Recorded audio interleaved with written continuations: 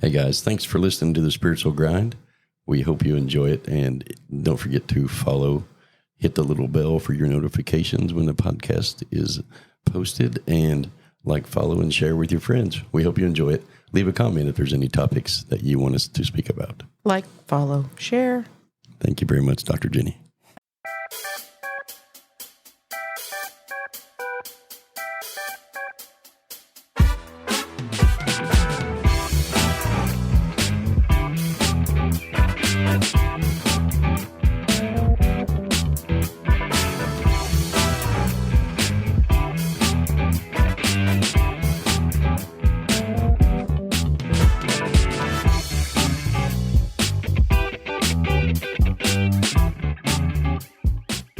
Good morning, everybody. Welcome back to the podcast.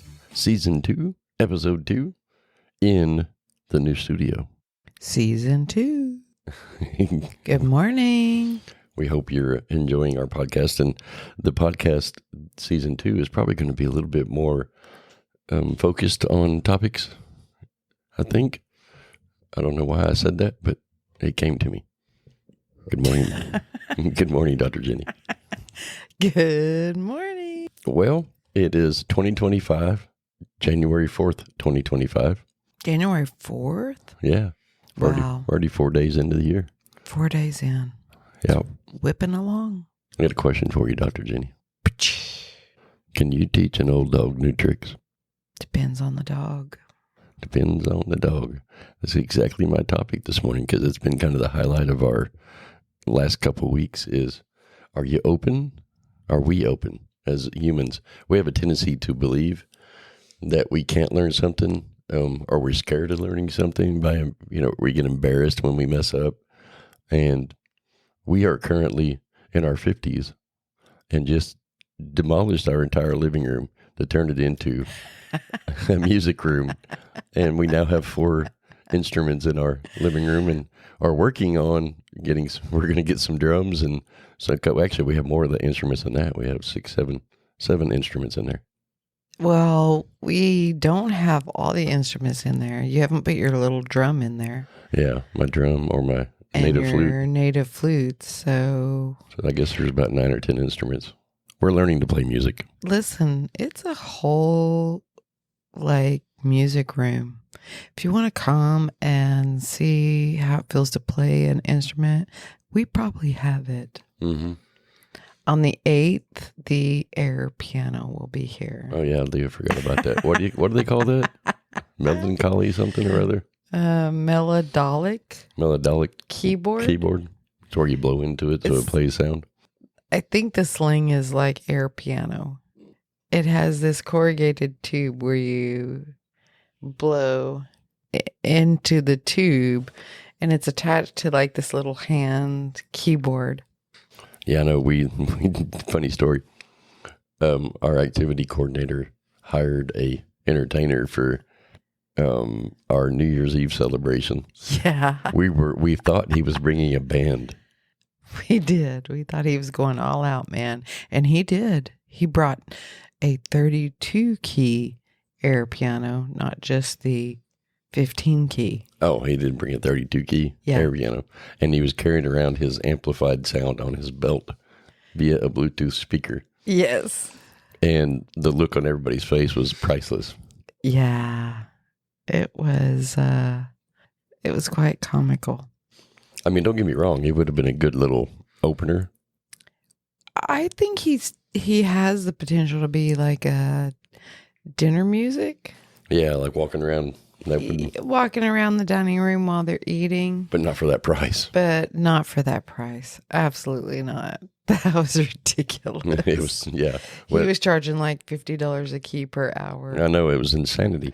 But anyway, so she found this what do you call the air piano, and ordered it.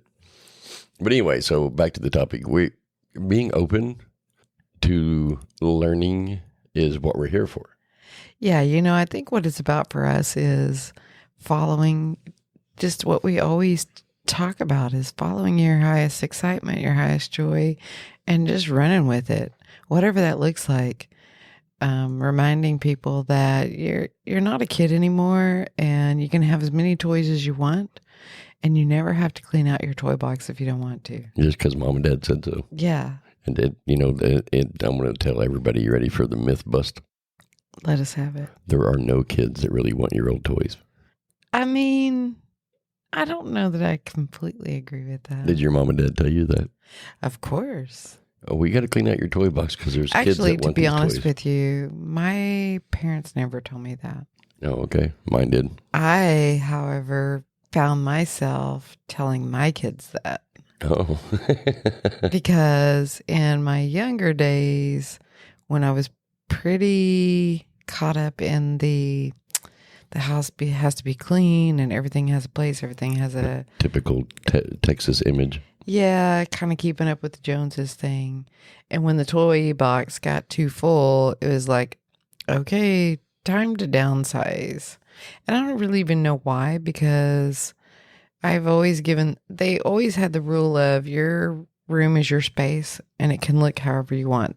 There's no rules there as long as you keep the door shut and keep the crap out of my living room. Yeah. Just to kind of give them a space if they needed to be a messy kid, so that I didn't make them live in my box, so to speak. So that was the compromise, is once they got older to where I wasn't cleaning the room, I was like, okay, this is your space. If you want to be a messy kid, then be a messy kid. Because I can remember my father getting onto my sisters relentlessly. I was that OCD kid. Like, I took cardboard and subsectioned my drawers into compartments for socks and panties and tank tops. And I mean, like, everything literally. I was like Monk on TV. Everything had a place. Every place had a thing. If you came in and moved it, it aggravated me. So just don't even come in my room, right?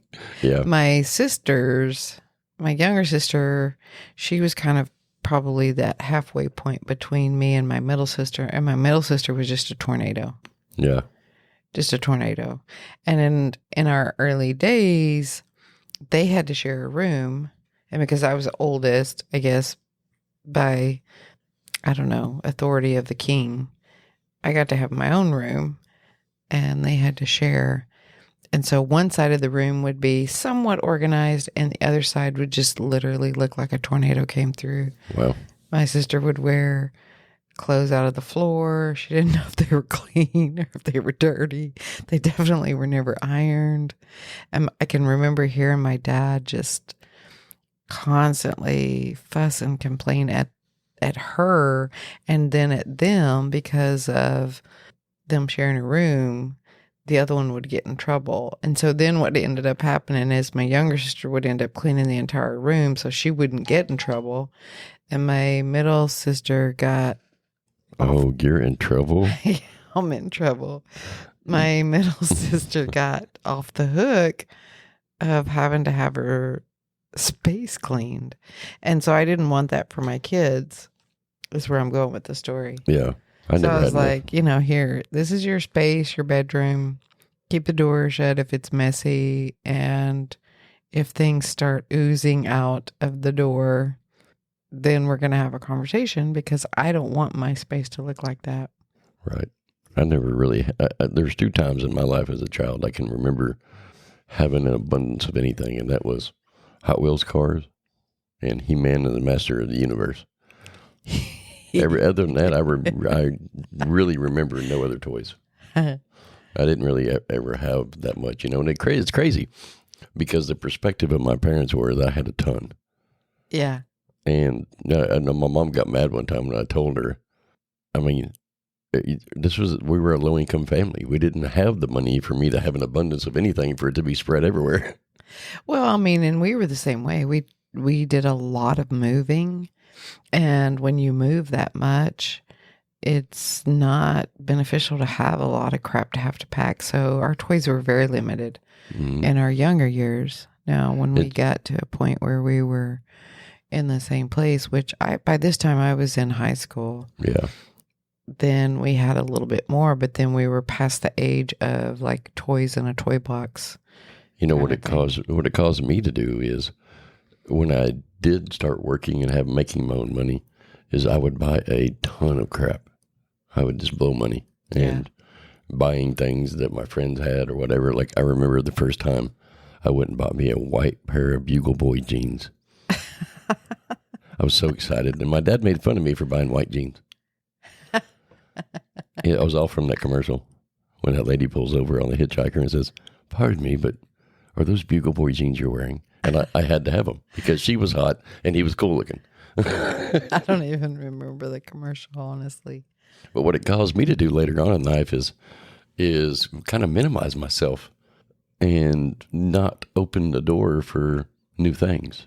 And I mean, I did it for the kids, because like my son had a stinking recliner in his bedroom. Yeah. He had a recliner and his gaming system and a fancy gaming chair, and he had all this stuff. I think he had every Nerf gun in existence. Yeah, I feel like our generation definitely went through, most of us, A pendulum with our kids. I Because agree. my kids were the same way. Yep. Anything and everything I wanted to be able to have or play with, I bought it for them so that I could play with it. Yeah. And my son came home from first grade crying because all his friends had cell phones and he didn't. I was first like, grade? yeah. Yeah. I was like, y'all are in first grade. My friends have them, Daddy.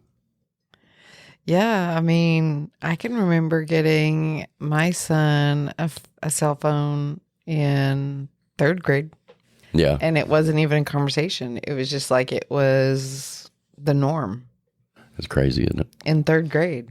It was nuts. And so what it made me do when my son came home is because I remember that feeling. My friends having things that I didn't. And so what do? Him and I go down to the cell phone store and I buy him a fancy cell phone. Right.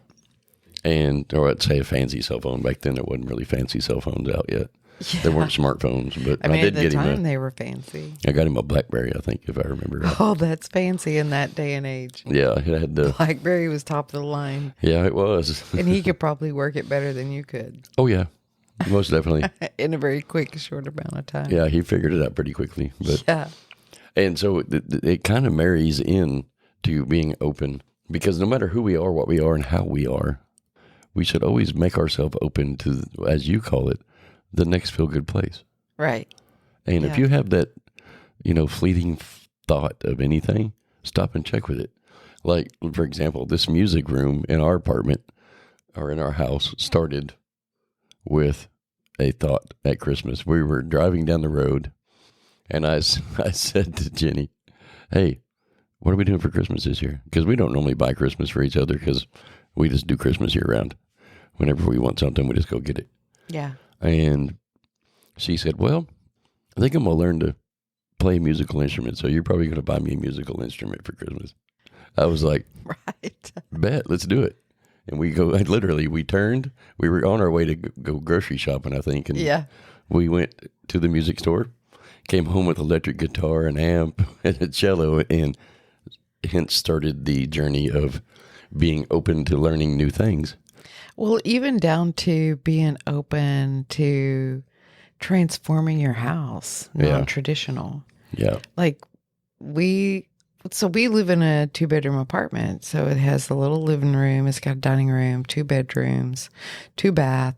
It's just your normal 2-bedroom apartment. It's about 1,400 square feet, something like that. I literally got rid of all of the furniture except this big ass coffee table we don't know what to do with. Yeah, I know, right? We tried to give it away. Couldn't.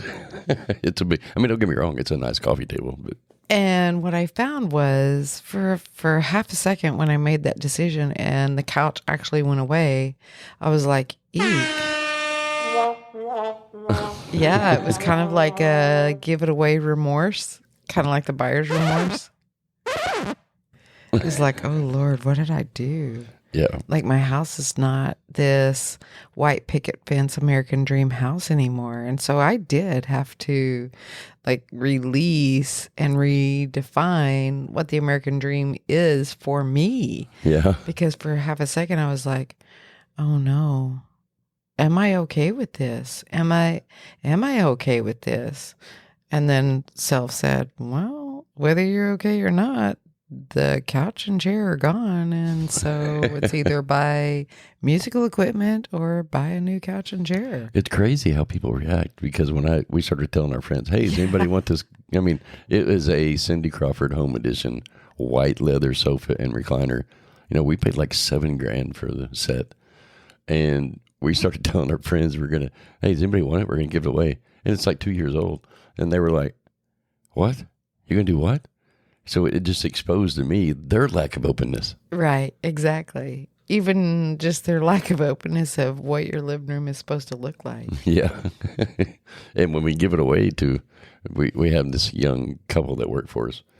And, you know, they're starting out their life. Yeah. And she said, you're giving away your couch? Right. I was like, yeah. You want it? And she said, yeah. You know, without hesitation.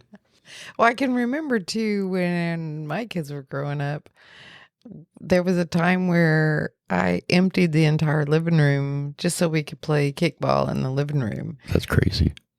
And getting okay with the living room not having to have any furniture in it just because society teaches you that that's how the living room is supposed to be set up. Why not outside? Letting those... I don't know, just to be different. Because I wanted to play with them and I didn't necessarily always want to be outside in the yard. And I don't know. It just kind of happened. At least you don't have to worry about the ball getting kicked over the fence. No, but you kind of did have to worry about the ball hitting the windows. What'd you do? Hang pillows over them or something? That was a little bit of an issue. I kind of just released that and said, okay, if it happens, it happens. It is what it is. It is what it is. And so we did for a few months until that kind of wore off. We played kickball every weekend. And all the kids come to the house, and we had a kickball game in our living room. Yeah. That's insane. Must have been a very big living room. I mean, it was fairly big, yeah, for sure. You know, because in Texas, the whole open concept. Oh, yeah. Everything's big. I mean, you know, there's truth behind that statement. Everything's bigger in Texas. Like, you go buy a $500,000 house in Florida, you're getting 1,400 square feet. Yeah. You buy a $500,000 house in Texas, you're getting 4,000 square feet. Right. And in Texas, you're like, if they were to hand you a 1,400 square foot, oh my God, they must be poor. You would laugh and say, "What? Yeah, this is not enough room." Yeah, it's crazy. This is the size of my closet, literally. It is. It's pretty crazy. That was a place of adaptation that I needed to make because I'm used to like 3,000 or 4,000 square feet. Yeah, and high ceiling and high roofs, and you know, right. Like everything in Florida is flat roof, pretty much, and flat and kind of boxed in. Yeah, boxed in, and then because of the hurricane, definitely had to adapt. But anyway, so when our friends started making comments about us giving away our furniture, it made me stop and look at why did they think that way? Because it didn't bother me one bit. I was like, I don't care. It can go. It didn't bother me at all. Right. Well, I mean, for me, for sure, as a doctor of paraanthropology, I'm always curious as to why humans behave and act the way that they do. And I found it very, very curious. And so I asked one of them, why does it bother you that I'm giving away my couch and my recliner? And he said, well, what are you going to sit on? Oh my God, you're not going to have nothing in your living room. Right.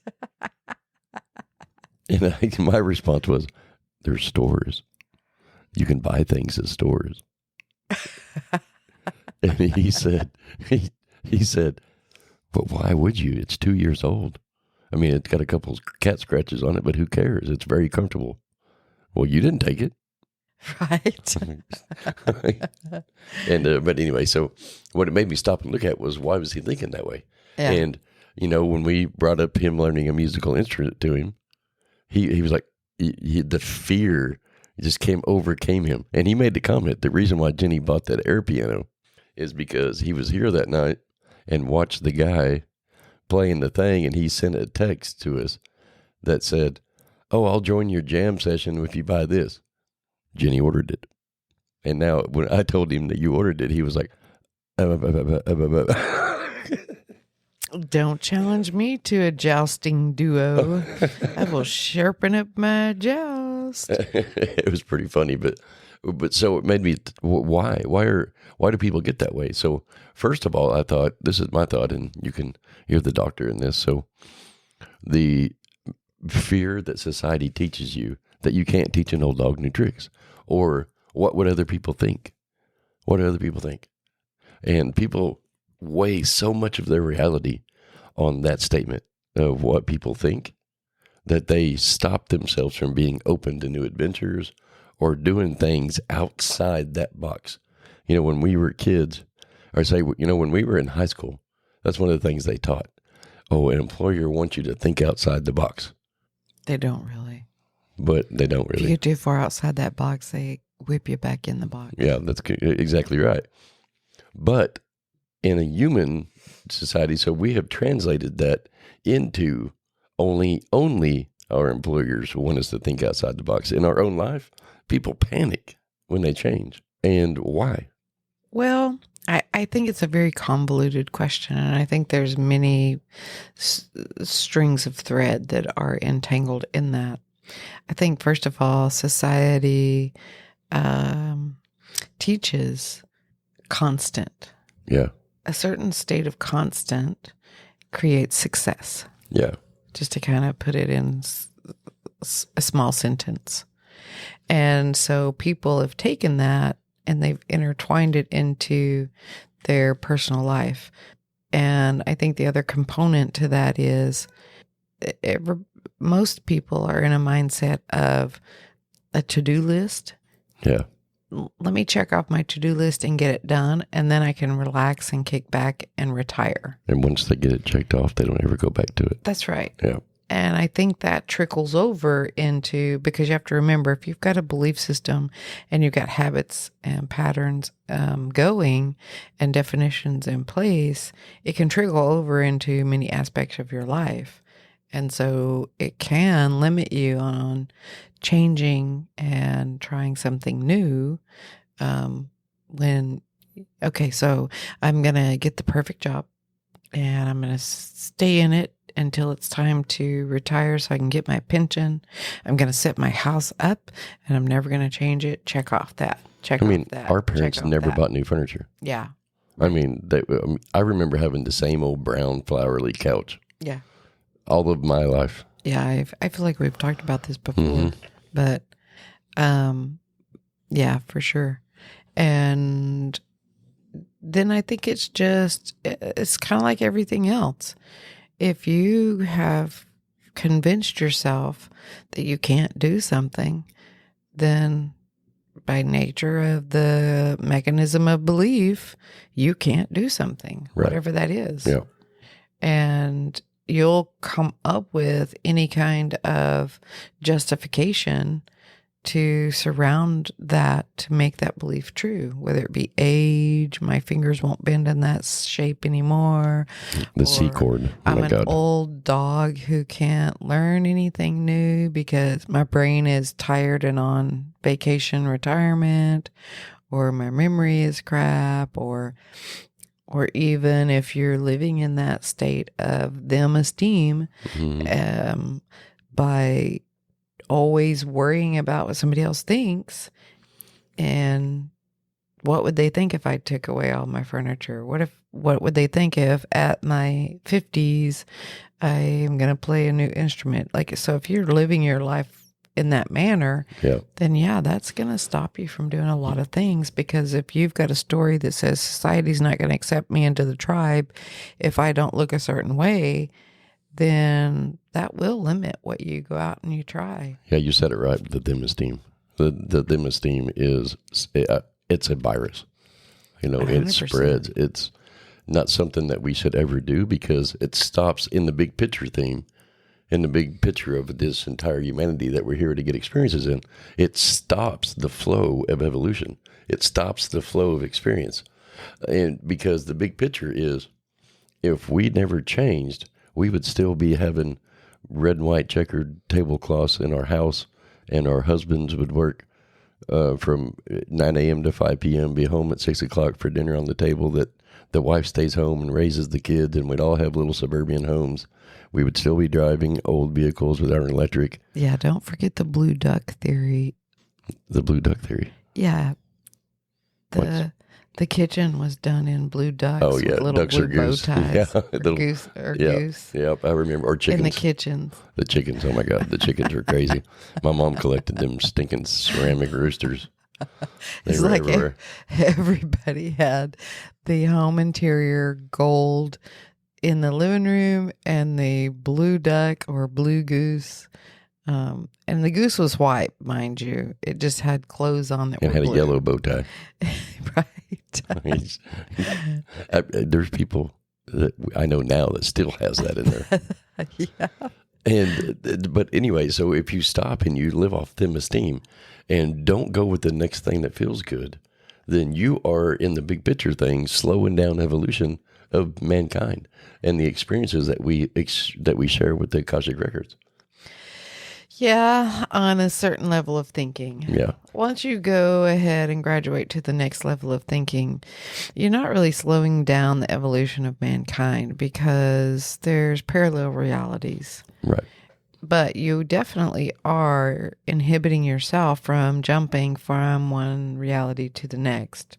So if you're looking at your own reality that you've created, if you're not having the advancement at all or as quickly as you want it, more than likely it's because you've limited yourself on what you're willing to allow that to look like because of the uncomfortableness and maybe even something deeper like the fear of change and moving past all of that, getting okay with being temporarily uncomfortable.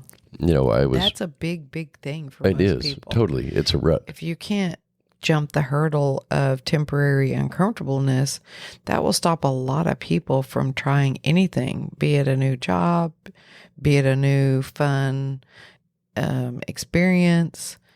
Like we just get caught up in even something simple like going to work a different way. Yeah. Some people can't even get there. Like drive a different direction. Yeah, like when you leave your house, you go the same road, the same path, day in, day out.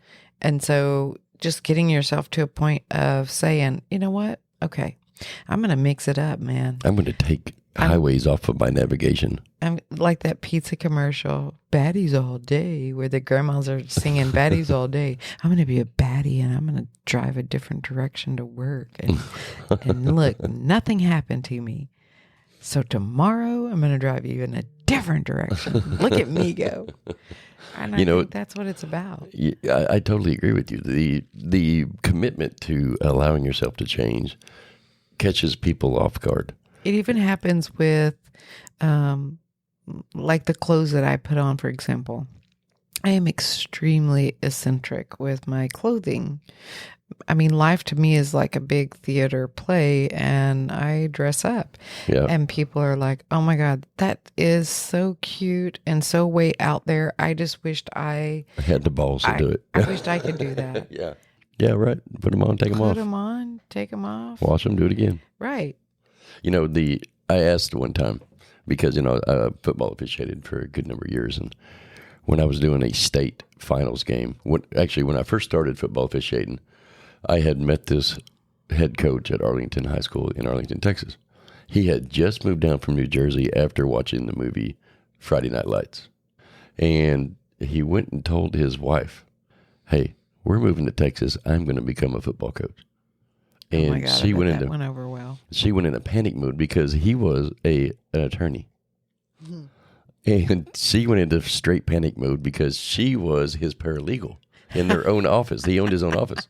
And he said the look on her face when I told her that I was going to go be a high school football coach, she went into complete mental breakdown.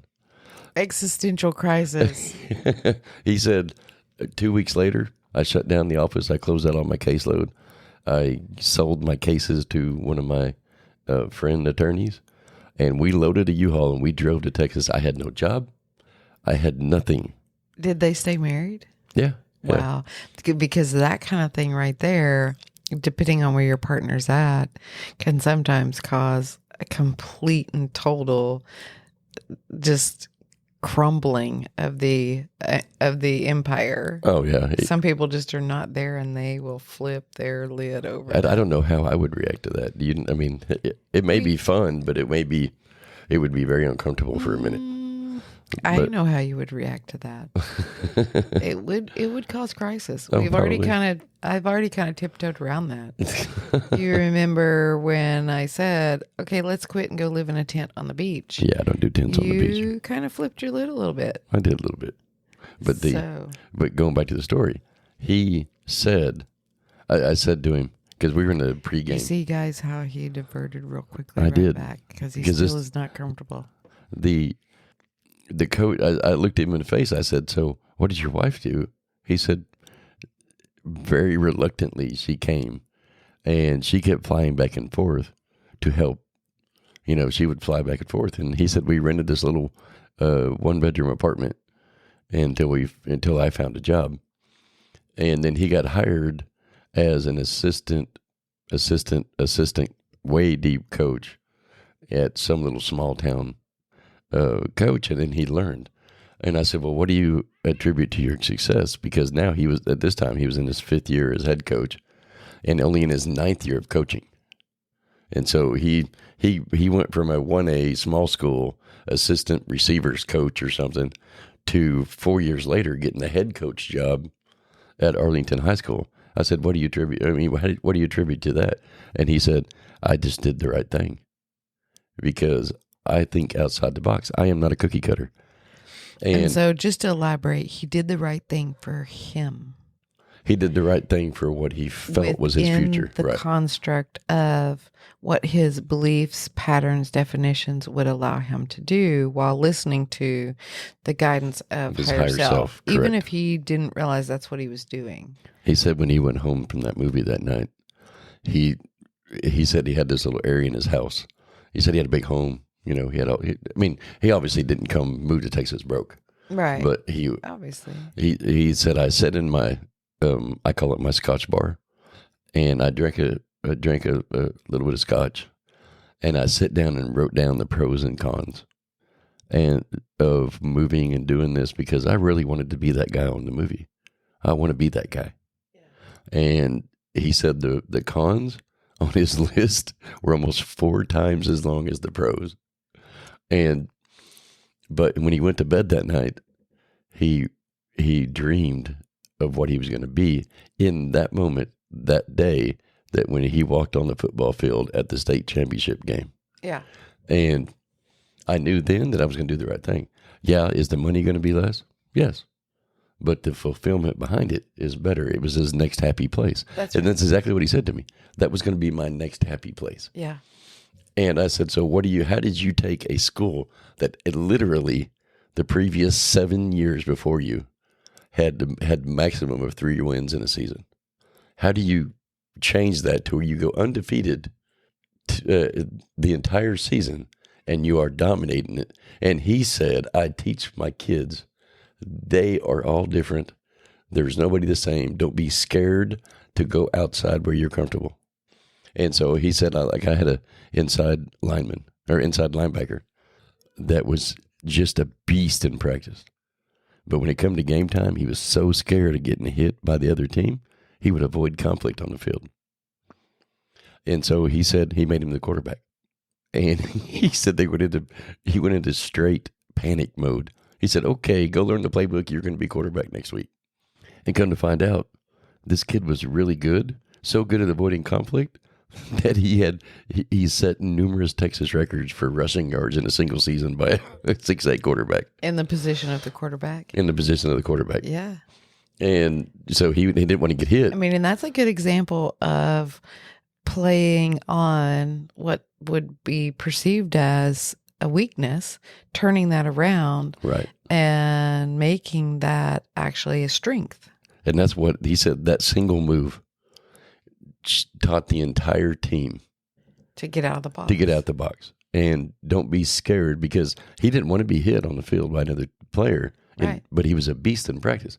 And so when he was going to get hit as a quarterback and he knew it was coming, yeah, he would just chug right over people. Right. So it's a good example of finding, okay, so two good examples pop up here. Yeah. And I want to talk through them.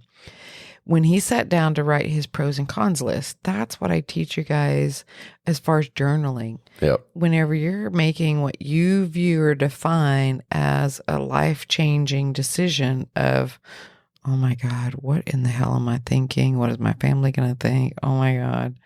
Sit down, write the worst case scenario down. And whenever you can mentally, in your thinking mind, come up with the worst case scenario and you have a plan for it, then it becomes not an, oh my God, it becomes a, okay, you know what? I can survive that. It's doable. I can do that. And you just kind of go down the list and you've got it in writing, tangible, where you've actually analyzed your pros and cons. You've actually analyzed worst case scenario. You've put in place that monkey mind story. Yeah. And then you've answered it with the solutions of the worst case scenario. And so then they don't seem so big. Yeah. They don't seem so uncomfortable. I said, when I asked him the question, I said, so, I mean, I know coaches teach classes. So are you like teaching law or something at Arlington now? He said, nope, I'm teaching health. I was like, what? He said, yeah, I know. It's crazy. He said, when I got the job at Arlington, I told them I will teach health, but because that was the position, head coach. And he had to teach 3 classes a week by state law. Yeah. And he said he would teach health 3 days a week. And so he went home and crammed basically health into his mind. Well, you have to remember, as a lawyer, there's a lot of cramming. Yeah, that and goes a on. lot of memorization and so that was an old hat to him. Yeah. So going in there and taking a small little high school book and cramming that in his head was probably the easiest part of that whole job. Probably. Honestly, I can relate as a nurse because, when you go to nursing school, it's just cramming stuff in as fast and furious as you can go. And so now when I want to learn something, the thought of cramming something in as fast and furious as I can go is really the easiest part of the task. It's getting over the mental hump of, okay, convincing myself that I can do this. That's what he said. He said about 3 or 4 chapters into cramming the health textbook into my mind, I realized this is high school level. Right. And so he was like, it was really easy and simple. He just went through the plan. But he said also that another part of it that was really hard to overcome was Arlington High School has a huge booster club from former graduates. Okay. And when the school board hired him with 0 6A experience, he come from a 1A school. Yeah. And then give him the head coach job because he took that 1A school and won 3 state championships, 7-man football. And they hired him. The booster club president and vice president came to his office and said, what are you going to do? You don't have the experience to handle an 80 kid roster and the playbook. And he said, I picked up the playbook in front of the president and I threw it in the trash. He said, we're changing everything here. Everything's changing because the same monotonous playbook, everybody knows it. And it's not working. And it's not working, obviously. He said, so what do I have to lose? And what do you have to lose? Good point. And he said the booster club president said, well, I'll give you 1 season. He said, well, fortunately, I don't work for you. And he said the booster club contributions went to 1/3. And it was like crazy. So it cut down the money to the football team, to all the athletics. Oh, so he had to do it on a budget. Yeah, he said he went and bought all new football pads for the kids out of his own pocket. Yeah. He bought the entire team football equipment. And then after they went 11-4 for the season, suddenly the booster club paid him back. Oh, see what happens. But he said then it just grew. They had winning seasons. They got 1 round playoffs, 2 rounds. But anyway, the overall story was that he said he finished up this conversation with me pregame, which we're supposed to be talking about football rules. I was just more inquisitive about his growth. He said the trick to everything in life is realizing that you can do anything you want. That's right. And not being scared of it. That's what I said in the last podcast. Whoever said that, Napoleon or I don't even remember who said, whether you can or whether you can't. Yeah. It's true. Yeah. And that is true. Yeah, it is. If you convince yourself that you can't, then you won't. Right. If you convince yourself that you can, then you will. Yes, I agree. The key to all of this, and what I think my biggest takeaway in us changing our reality and going to learning music is after about 2 days, hey, I'm doing pretty freaking good. Yeah. And believing in myself until my confidence is getting better. So did you have to go through some of that? I did. Mental. I did. Mind work. Especially when it comes to the C chord. Oh my God, that it still is a nemesis right now.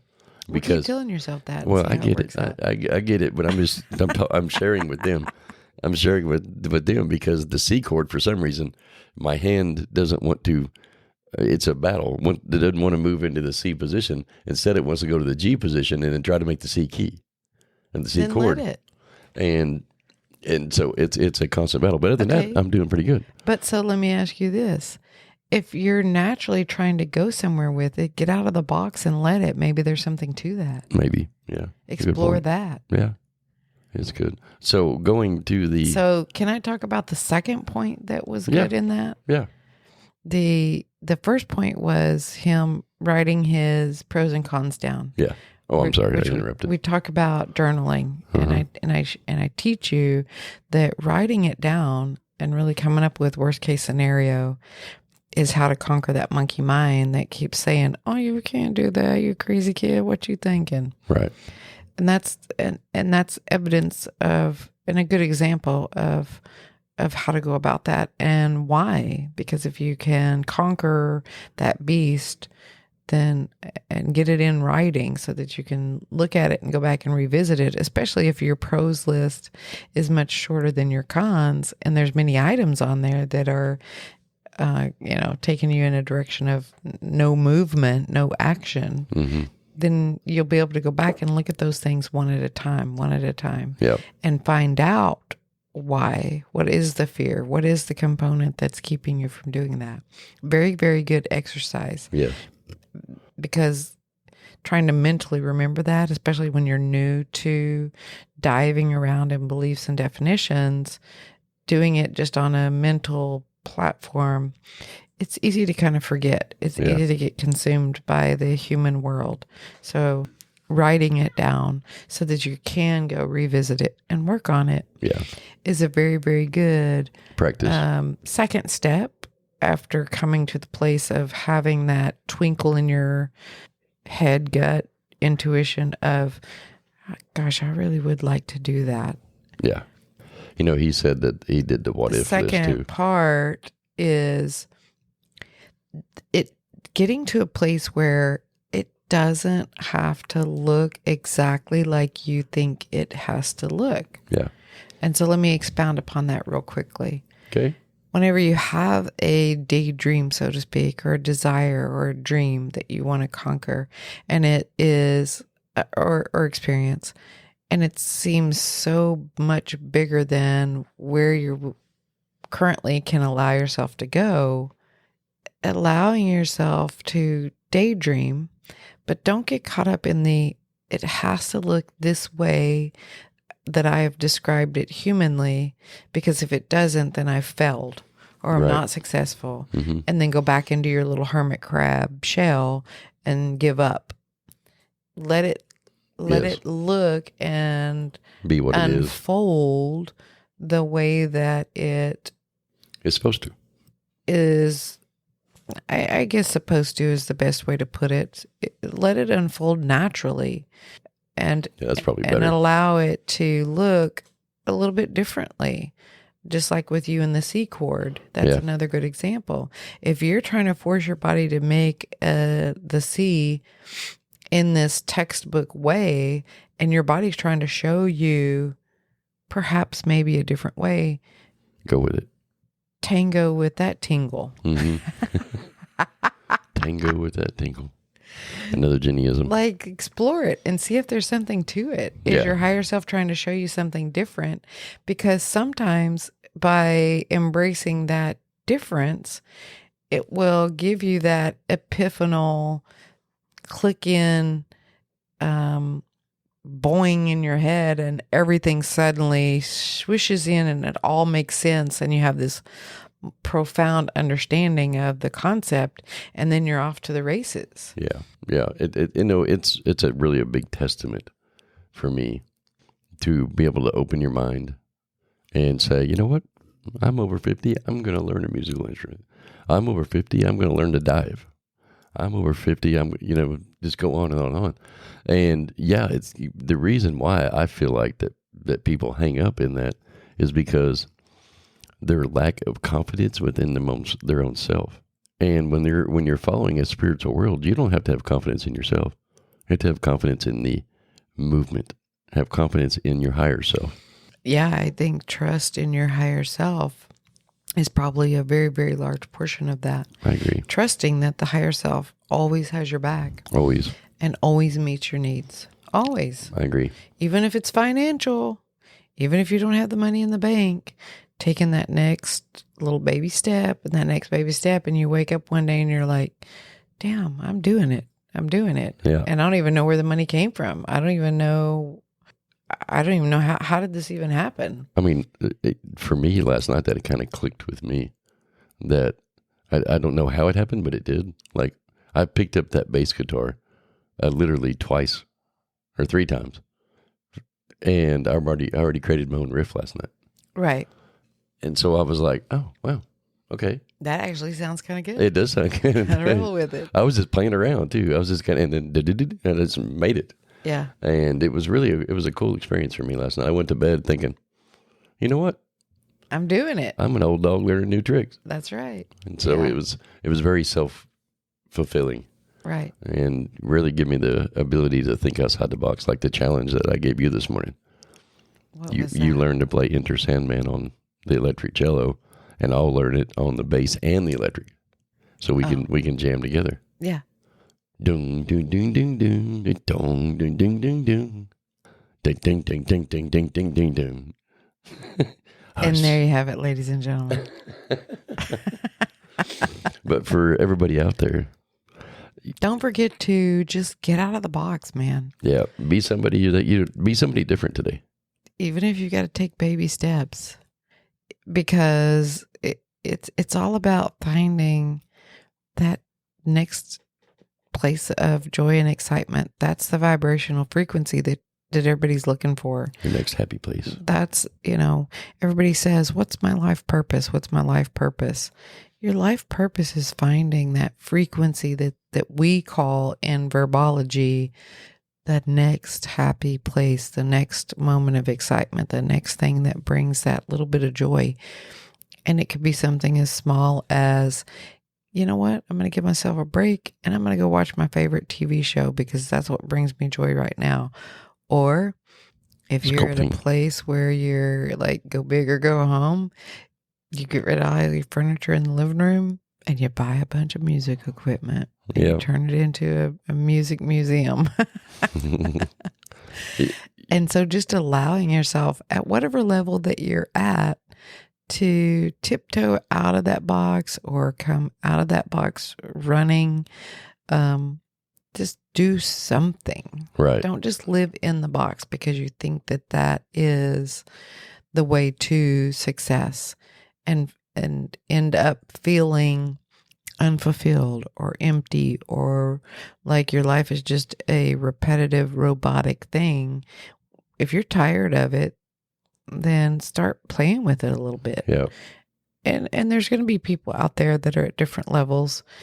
Some can take just tiny steps. Some can take a little bit bigger steps. Some, like us, just go balls to the wall. Our friend said, I know you guys, because Jenny was telling him what we were going to do. He said, yeah, I know. You'll never go half-ass at anything. Right. Like once we decide we're doing something and we're all in. We're all in. Yeah. I mean, it don't matter how cold the water is. It don't matter how deep it is. We just jump. We just take our clothes off and we chunky dunk right into the pool of it. And whatever uncomfortableness it brings up. But we've gotten to that place. Mm-hmm. And, we didn't just start this 2 days ago, 2 weeks ago, whatever. Right. This has been our daily practice for years. And so we've been living our life. Some people are just in the beginning steps. Right. And you take it at the pace. Yeah. And don't judge the pace. Right. If you're only at a, we'll put it on a scale, 10 being, go all in. If you're only at a 1, embrace the fact that you're just at a 1. And I say just, if you're at a 1, that's progress. Then be at a 1 and take baby steps, whatever that looks like. And I said it early in the podcast, if all you can do is come to an awareness that you want your reality to change, and the only outside the box thing that you can do is take a new path to work today, do that. Right. Wear different shoes, something. I was there, and I was a very methodical. You could read a book by a cover. And so I would do the same path to work. I would do the same routine. My desk was always very, very much organized, and everything had a place, and it would bug me, and I would get angry if things were. And so what I started doing was taking a different path to work when I was driving. I don't drive to the work anymore. I don't have to. Yeah, you can take a different path. You can go out the patio door and walk around in the front door if you like. I do sometimes when things feel too monotonous. Yeah. And then I just progress step at a time, all the way to the point where now I go to work and I purposely will drag out a whole bunch of tasks. I'll mess up my desk. And I'll just let it sit like that. And it drives some of the other people in the office kind of crazy. I'm like, listen, it's my office. I don't care what you think. There's a method to my madness.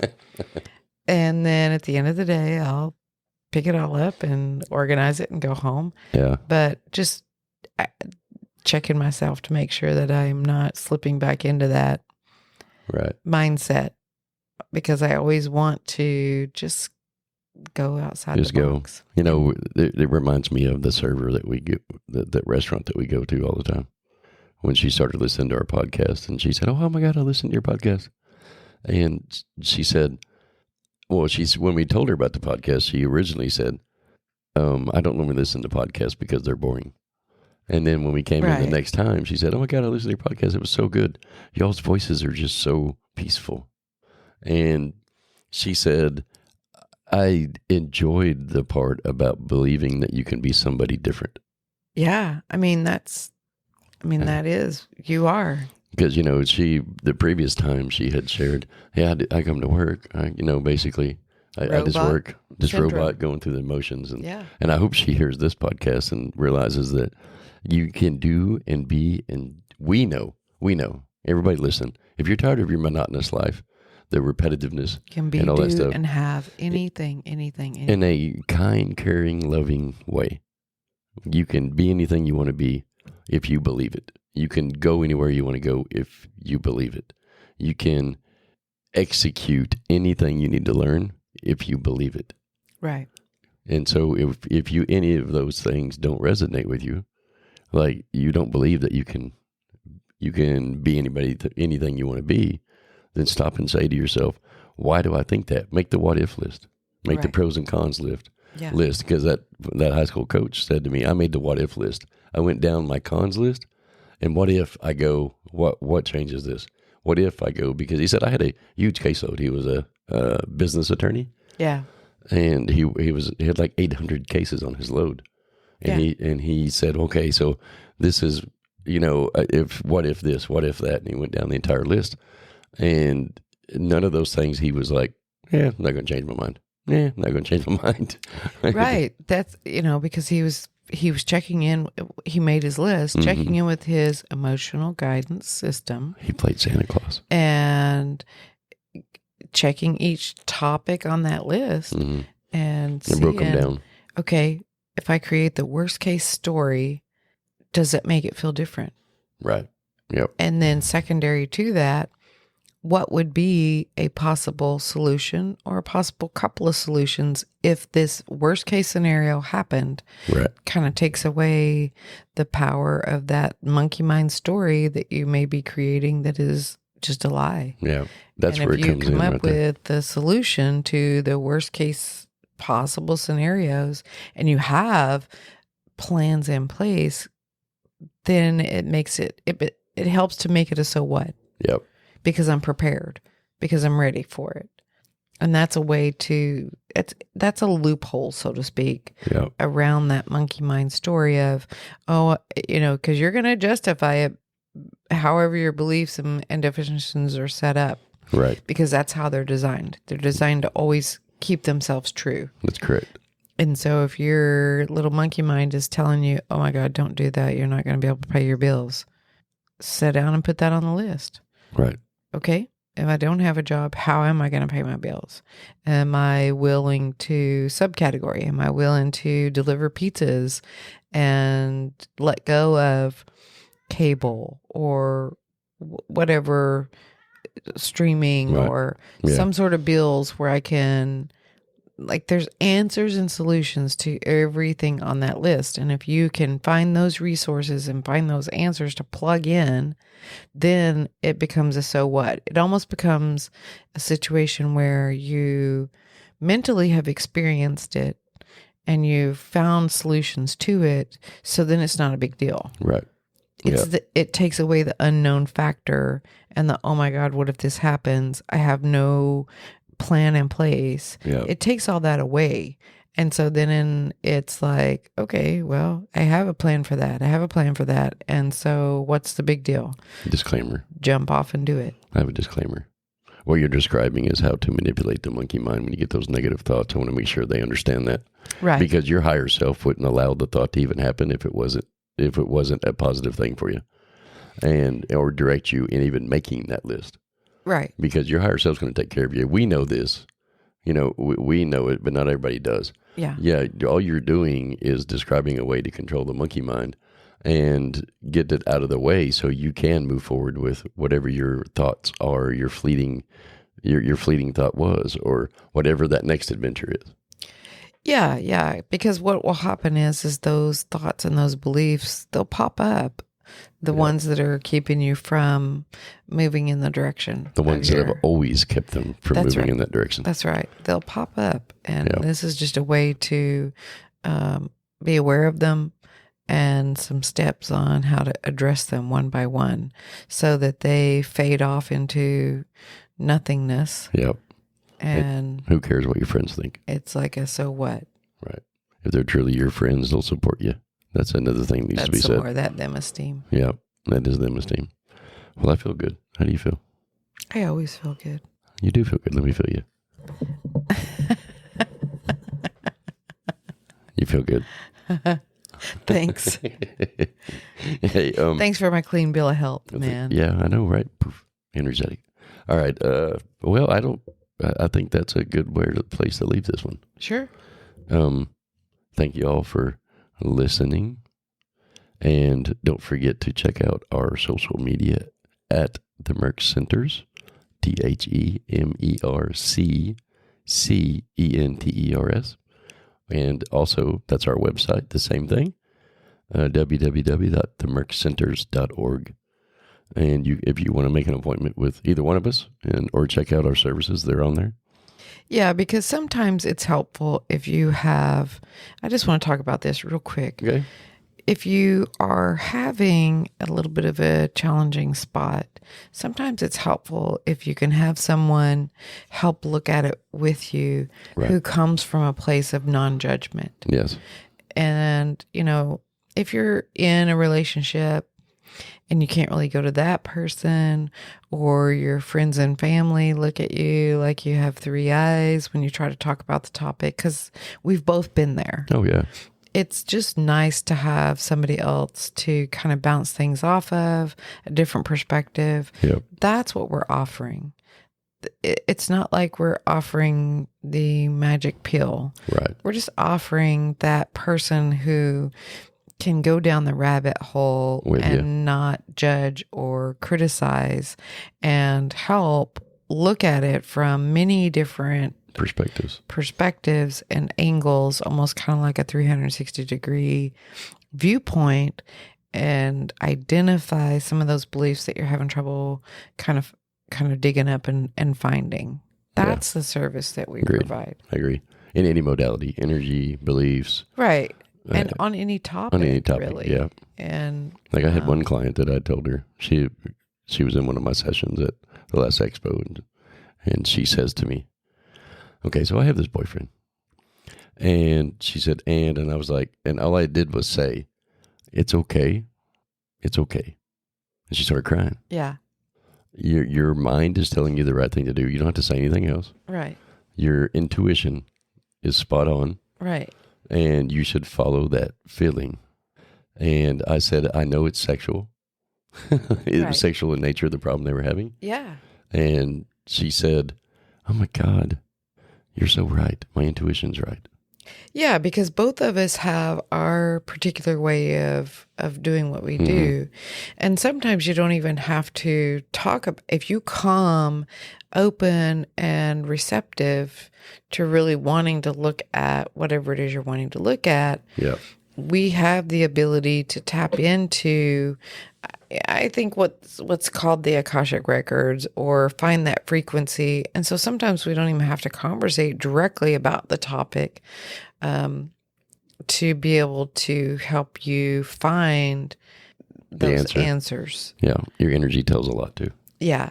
And so I just wanted to kind of expound upon that. Yeah, that's good. If there are any topics that anybody wants to discuss on air, send us a message. Then we'll definitely talk about them. Send a message. Hey, and on this one, put in the comments that fleeting thought that you've had lately of a new adventure.